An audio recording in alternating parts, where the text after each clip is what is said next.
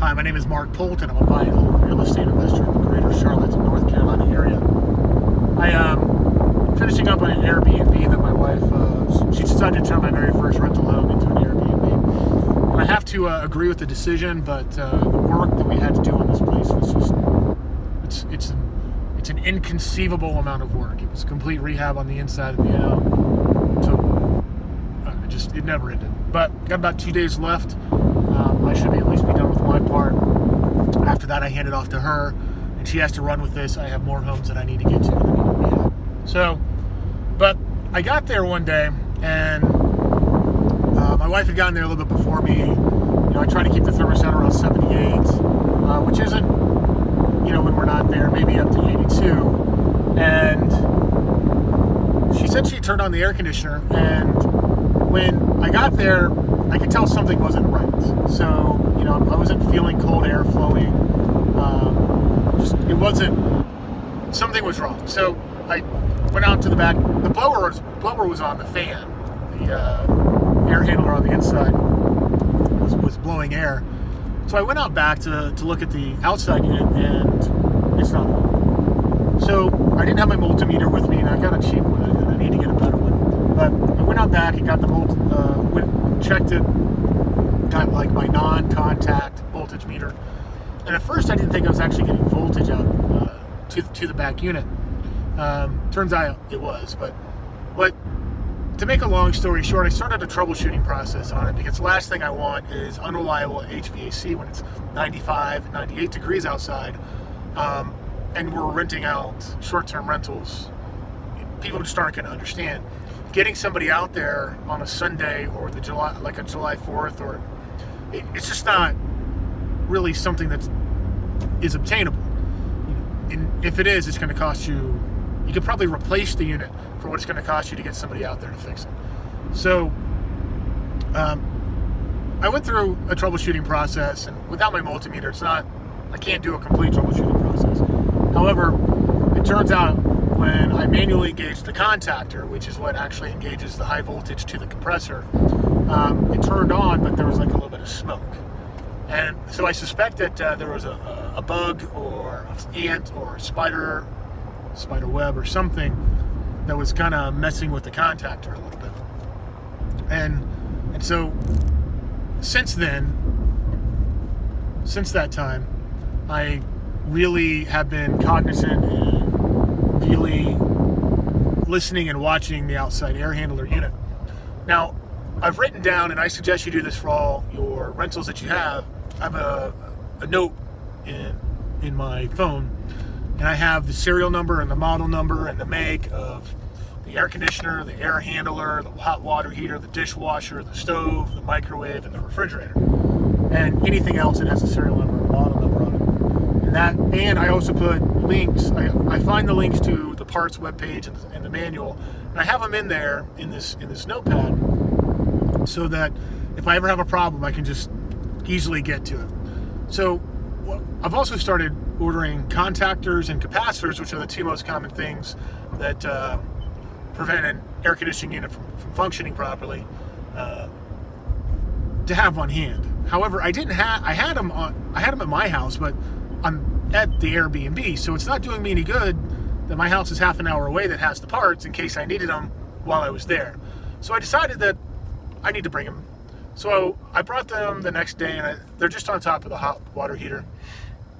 And I've been watching some YouTube videos, and I've decided that I'm going to have to become my own HVAC tech, because I've been ripped off thousands of dollars, probably into the tens of thousands of dollars, by HVAC techs. And there's only about 10 or 15% that are really worth their salt, that are really looking out for you. The rest of them, they want to get in, charge you a lot of money, and get out real quick, and not really tackle or solve your problem. So I'll give you an example. A contactor is about $12.50. Capacitor was about $11.90 on Amazon.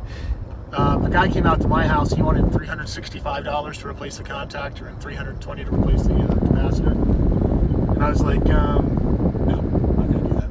I paid $550 on my unit because I'd spent 2 nights sweating my nads off as summer started to come on. I put like 3 or 4 pounds of R410A in it, and the service call. The next day I went on Amazon, was able to get a 25-pound bottle of R410A, $140. I know I can get it cheaper off of eBay.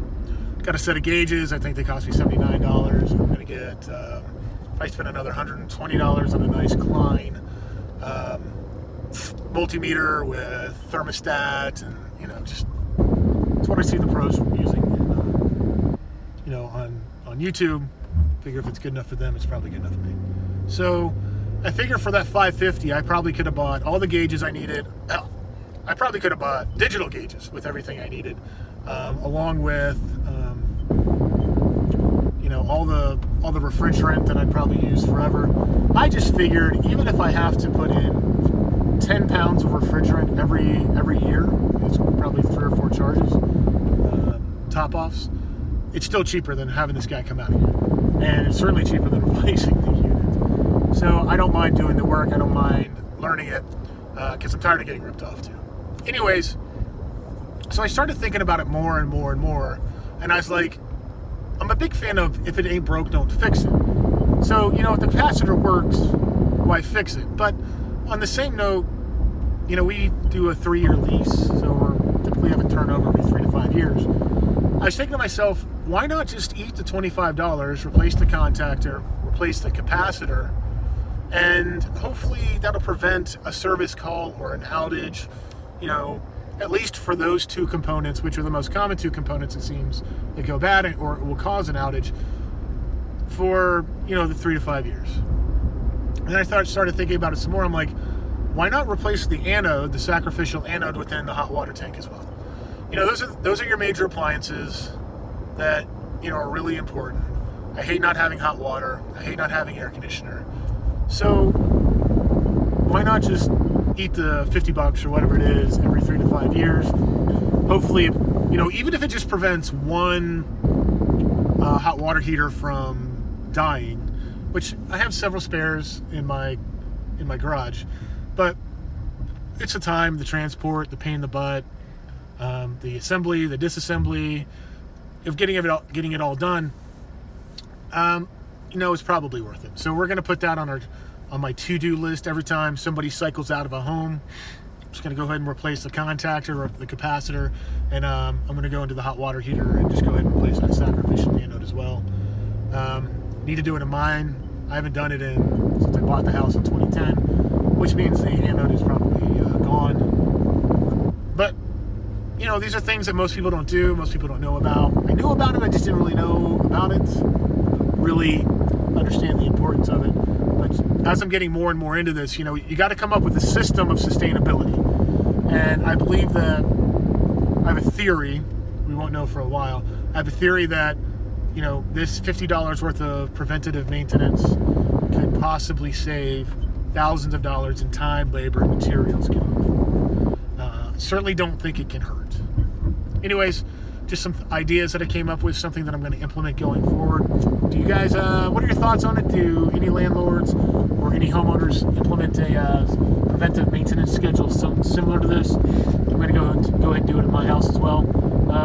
Leave your answers in the comment section below. I'd like to hear about it. So anyways, I hope you go out there and live the You Won't Stop Me lifestyle. It's about 3 things: knowledge, wisdom, and experience.